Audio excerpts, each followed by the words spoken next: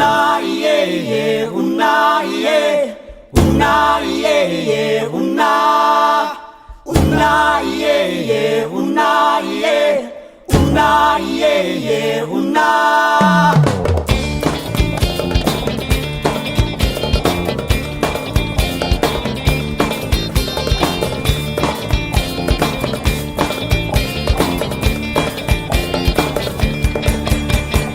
Una yeah yeah, una yeah, una yeah yeah, una. Una yeah yeah, una yeah, una yeah yeah, una.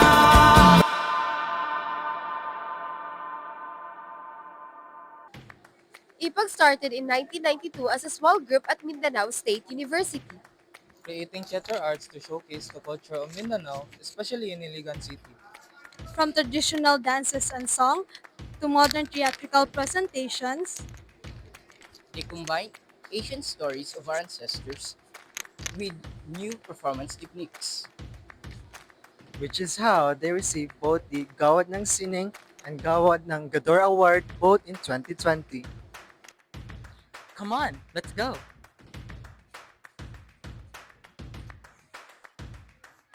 Welcome to IPAG.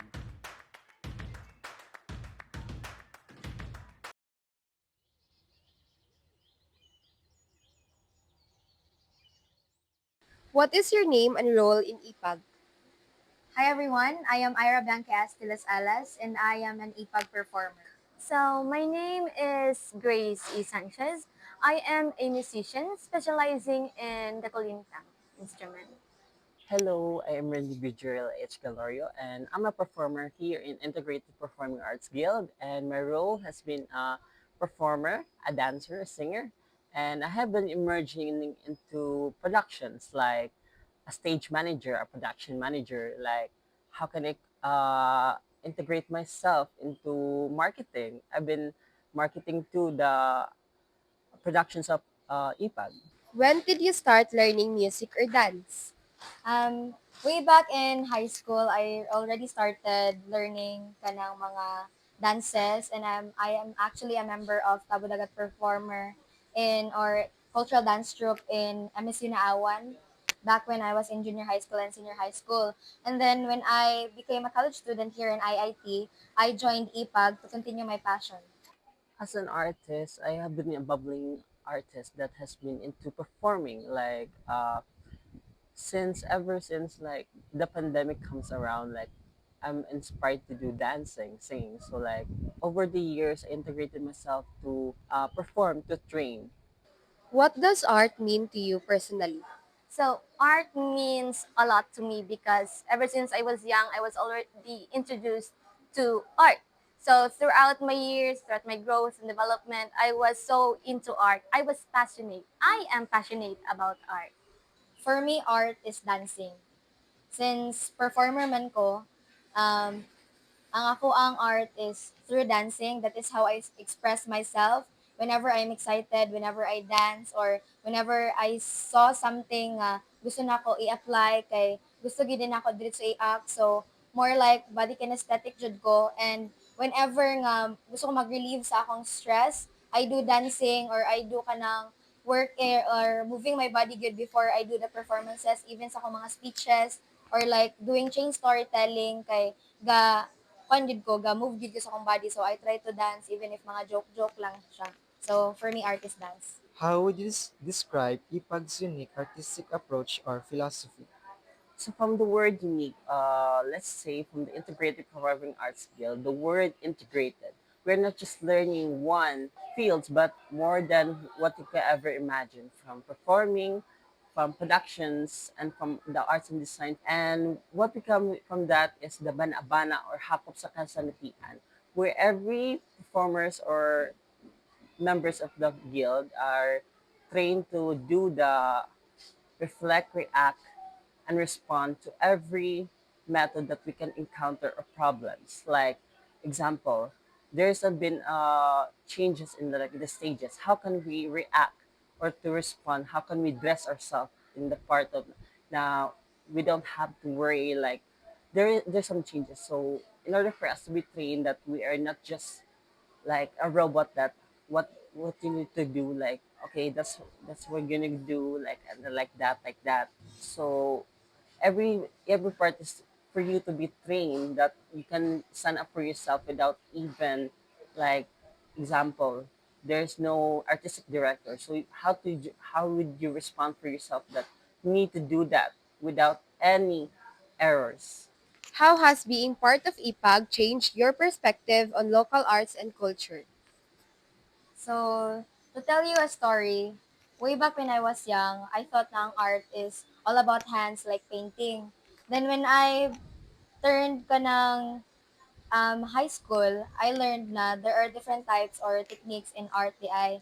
So that's when I tried to learn kanang dancing, and then I learned na kabalo day ko masayaw ana, and with the help of mentors and with my peers. So I learned na kanang dancing is kanang maka-express kasi imong self, and that is why here kanang being a member of IPAG, I learned na kanang kuan like daghan jud na change sa ako ang perspective towards arts, and I pa na ako na-realize pod nga daghan kay techniques nga i-apply, daghang opinions, and not just kanang facial expressions ang imong express, but also ang every movements nimo kay naagi siya meanings like sa pangalay, kana salok, halok, mga inana, tapos even ang imo ang mga kanang movements with your partners kay very important. So, yeah, joining IPAG has changed a lot. How does IPAG collaborate with other cultural organizations or institutions in Iligan? One of our main methods is communicating with other organizations. How can we integrate ourselves? Like we do workshops, we do like productions in order for us to contemporize every moves that we have in our guild itself. How has IPAG's presence changed the cultural landscape of Iligan City over the years? Uh, Personally speaking, I don't have much to say regarding that questions because I haven't been into the organization for too long. So, but I can say that through their performances, like the performances they portrayed, like the arts and the cultures, the songs, we were able to promote the arts and culture of Iligan and many others in the Philippines. How do you think IPAG helps showcase the rich culture of Iligan through performance? Ipag is everything good. Kay it's not just showcasing about talent, not just kanang through dancing, not just through singing, pero na siya different types kay overall ang ipag is kanang performing guild gid siya nga na ay acting, singing, dancing, napay mga other performances like ang music, then learning instruments. So, ang ipag is rich in culture, especially kay naa siya here sa Iligan. And it showcase pod or kanang whenever mag-perform it sa other nga mga localities, is ma-showcase na mo ang rich culture sa Iligan like mga festivals, and sa amo ang mga traditions kay amo siyang ma mapakita sa uban nga in any rich of culture ang Iligan. So Ipag is one of the mga pioneers gyud when mga sa paghatag or pag-showcase sa rich culture sa Iligan. What's the most memorable performance you've seen IPAG perform and why did it impact you? The most memorable performance I've seen Ipag perform was last year, the month of August. So the last week, it took 4 days. Our performance was a 4 day performance, and we divided it into many segments: the intro, then the dialogue, then the music night, and the finale. So it was a very big production, so it impacted me a lot because we took our time, our effort, we took a lot of practices, rehearsals, and our bond together, and what we performed was very memorable, and based from the audience reactions and feedbacks, yes, I can say it was a very successful performance. How is IPAG preparing the next generation of artists in Iligan? Through trainings, we have daily trainings and sa mga rehearsals, since dili mawalan og mga production ang IPAG.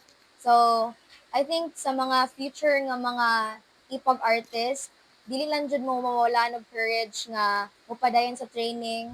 Same as for me when I joined, kay I was passionate gid in kanang learning or joining sa mga trainings kay mas imong ma-train ang imong body sa mga movements nga even bago pa sa imua and mas ma-prepare po din mo imong body whenever naa kay mga bagong movements na i-learn tapos kanang pag naa ka sa training kay mas mo lighten ang imong body whenever mag-work ka and kanang kuan lang jud dili pud ka mag-skip og trainings kay sakto pa sa ingon sa uban sa mga dancers kay like kalawangon gid imong lawas tapos manggahi tapos dali ra kayo kakapuyon so trainings are important to those nga mga aspiring nga mga performances so yeah mas makuan pod ang mga future nga generations nga mas matrain jud mo on how to properly showcase our rich culture.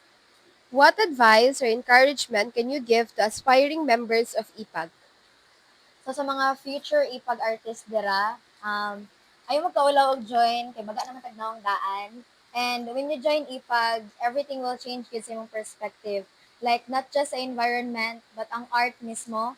Whenever mo join kag training, dili lang ka maka-learn og mga dances, actually maka-build sa your relationship, connection with other artists, and whenever makas ka, it feels kanang kwan good worthwhile jud kayo or kanang like ang imong efforts kay dili masayang kay madala man pud mo siya outside not just ay kanang school nga organization kay whenever maka-encounter pud ka sa gawas kay pwede ka nila kao na ikaw mo act ani tapos yes na yung money gyud nga makuha nimo so to those nga gusto mo join sa ipag go for it lang gyud mo sagot sa stars and for us with the experiences mas makuan jud ka mas malipay ka, ma-show nimo imong passion to other people and mas ma-showcase nimo ang rich culture sa not just inyong community but to other people pod.